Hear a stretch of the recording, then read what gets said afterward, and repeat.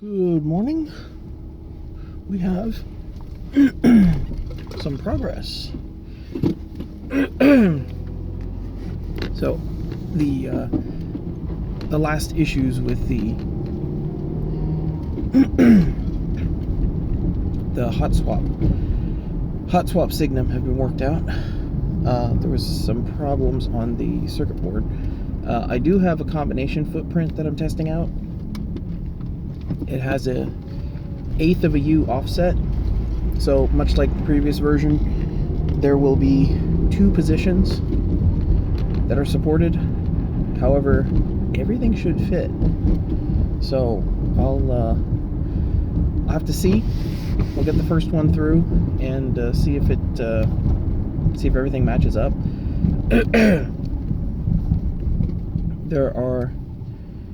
Technically there's only 2 new footprint positions.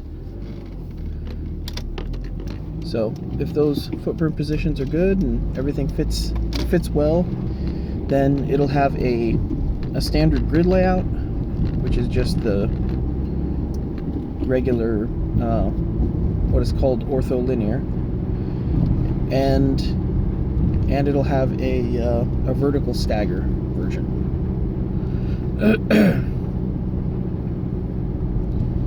So that'll be in one circuit board, and I'm going to add the footprint for I have added the footprint for the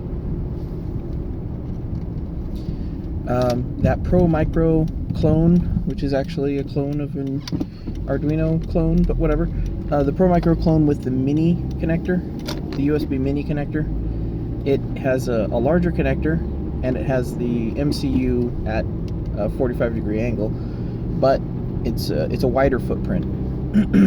So if you want that better connector, you can get it.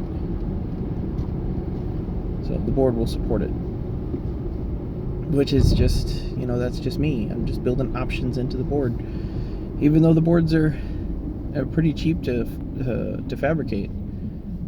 I don't know, it's just what I do, I guess. But I'm also this one's still going to be a version with the number row, so there won't be a Signum 3.1 and a 3.0. It'll just be, haven't decided what to call it yet. Signum Swap or something like that. The hot swaps are the primary feature, but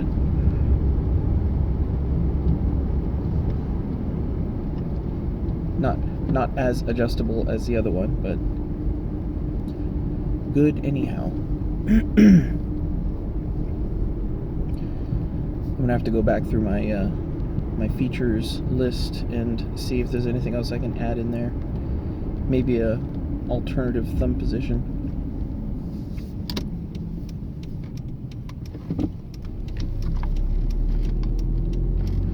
Yeah, there were some interesting Kicad oddities. Like, once I loaded footprints in, the footprints had their own it's like when they made the silk screen as part of the footprint, updating the footprint did not update the silk screen. So if I loaded it in with with a certain footprint, and that footprint had a silk screen in one position, and then I changed that footprint to another with the silk screen in another position, it didn't update. I'm not sure if that's a bug or a feature. But why can't it be both?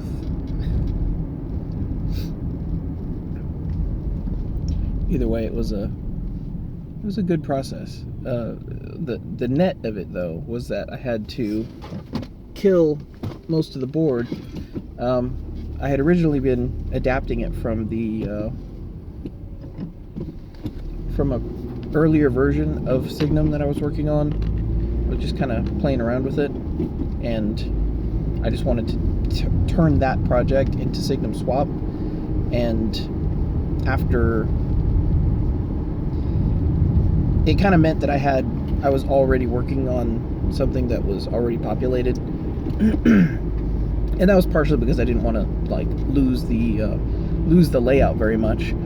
Although during this exercise, since I had problems with the footprints, I just jotted down the footprint positions for, you know, the middle fingers, and then the main CPU or the MCU in the middle, and then the thumb, the center thumb switches, and that was it. I just deleted everything, and then I reread the net list back in, and then put those 4 switches in position manually, and then once they were there, I reran the script to populate everything above it, and then to the sides of it, and then below it. Which is a pretty cool process, just in general. It's funny. You know, I always found that particularly interesting, how you can turn something into code. And in this case, I've turned a circuit board into code, which is pretty neat. Yeah. For that layout. And you can rerun the code whenever you want. These is just your building scripts for doing stuff. And if someone loved the Signum Swap and said, hey, Signum Swap is fantastic, I just wish you could change everything inward 1 degree, that's a lot of manual work. Unless, at this point now, I can take that center, that homing switch, rotate it 1 degree inward, and rerun the script, and it'll realign all the switches out the sides and all the way down based off that new position.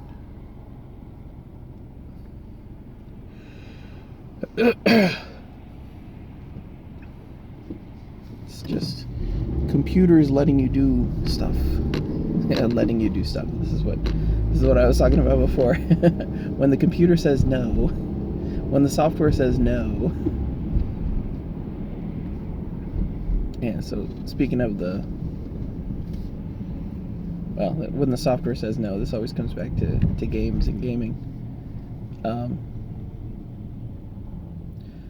I'm trying to play Dark Souls 2 on a no death, no bonfire run, and so, like, everything is permitted. Whatever you can do to take advantage, although not really doing like some exploits. The point is to just kind of play conservatively and not die in the Prepare to Die Super Death Edition, whatever.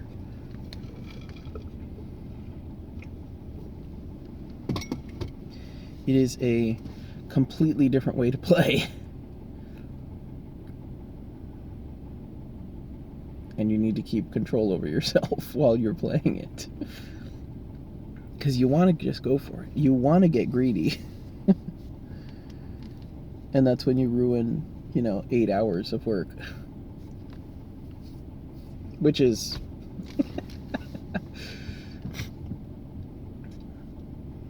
I don't think I've ruined... No, I've definitely ruined 8 hours of work before. Electronically. Yeah, with bad backup schemes and stuff. You're just like, oh yeah, this backs up to here. No worries, I can do whatever I want. And then you go to restore from backup, and then it's like, oh, file corrupted. Try again. Like, excuse me? Or you're like, oh yeah, Dropbox is backing this up. No problem. And then Dropbox is like, what file? Yeah, I got a backup from from 10 minutes ago. Do you want that one?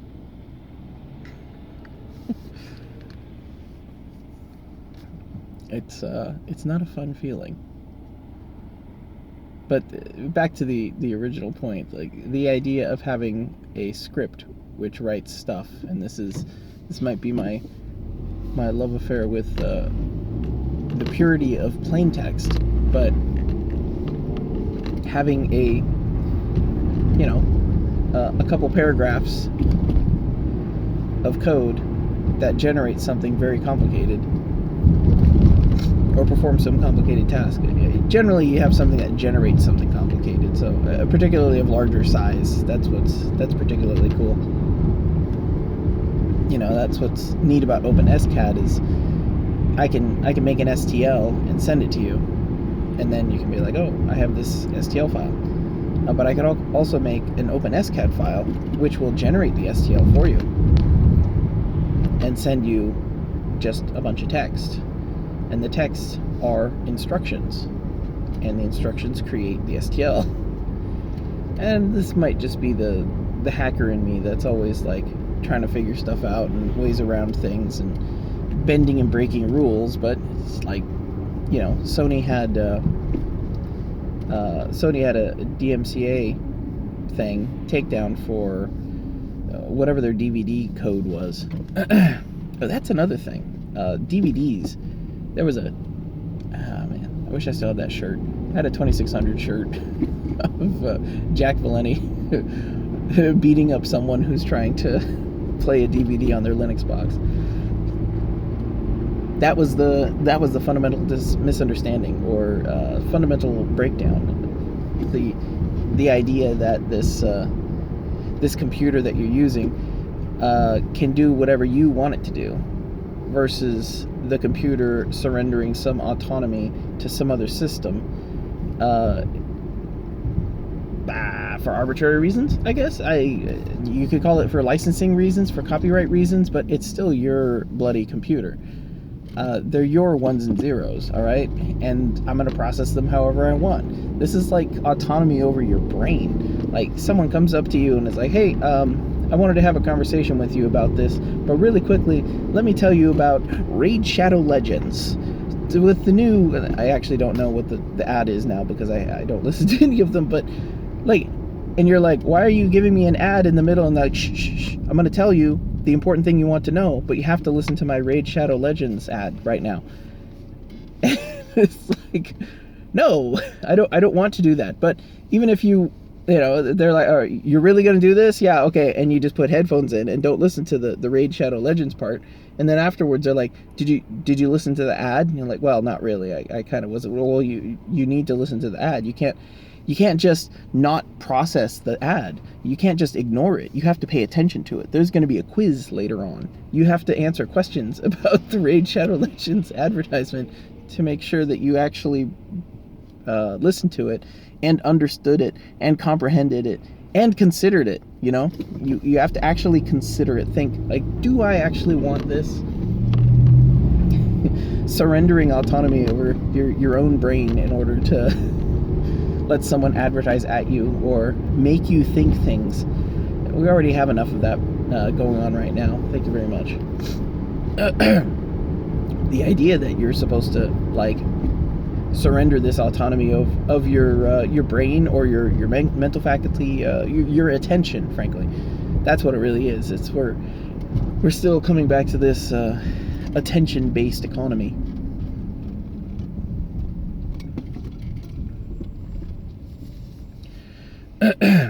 And the problem is that they want your attention and you don't have to give it to them. That is not that is not required of you, at least as far as I mean, like, it may actually legally be required from you in some cases, but it still ain't. All right. And that's what Meta is going to do. That's what all of the VR stuff is going to do. The virtual reality, the AirSats reality. It's eye tracking. It's attention. It's making sure that you see the ads. It's measuring your total engagement. It's paying attention to what you pay attention to, even in like micro eye movements. Little stuff like that. All it is, it's all there for gauging your attention, and even for gauging the attention of things you don't want to be attentive to. So think about this in regards to, risque advertisements. And when people talk about advertisements on YouTube and like ad block and stuff like that, and they're like, oh yeah, well, you're stealing from creators, and you're not. It's evil to do this. Like, bro, if I go to your website to read your article, and there's all these half-naked women and the banners on the sides of your article. Are you doing your article a favor? Like, you're disrespecting me. You're disrespecting your medium. You're disrespecting the media, technically. Like, how is this an improvement? And this is something that I'm required by law to register attention to stop and consider. Do I actually want to find hot singles in my area? It's ridiculous.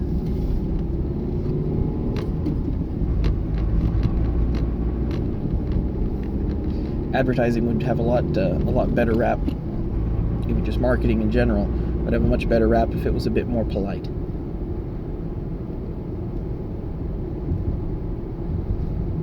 But we're not in the polite mode. We're in the strapping cameras to your face so that they can see where your eyes are looking, so that they can tell when you look at the hot local singles in your ad area, but don't click on it. But you did look at it. You looked at it twice. And so guess what you're gonna get? Hot local singles in your area. This is something that's chipping away at your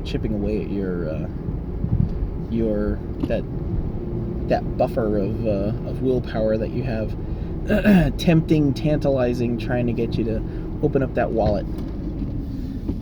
It's the desire only and always. I shouldn't say that. Obviously, there are other things to be desired other than money. Much worse things.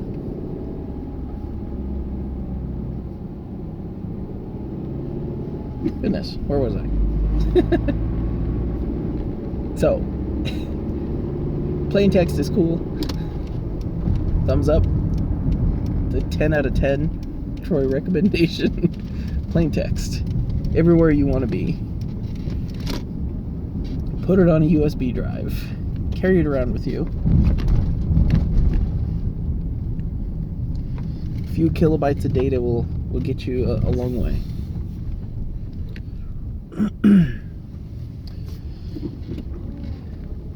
All right, but like Signum and stuff, that's gonna be done soon. So, several people have already emailed me. Probably, I think there's a few more spots. I might have to. Well, I'm gonna get one of the bigger runs, so there's still gonna be a few extras. So get in line if you want to.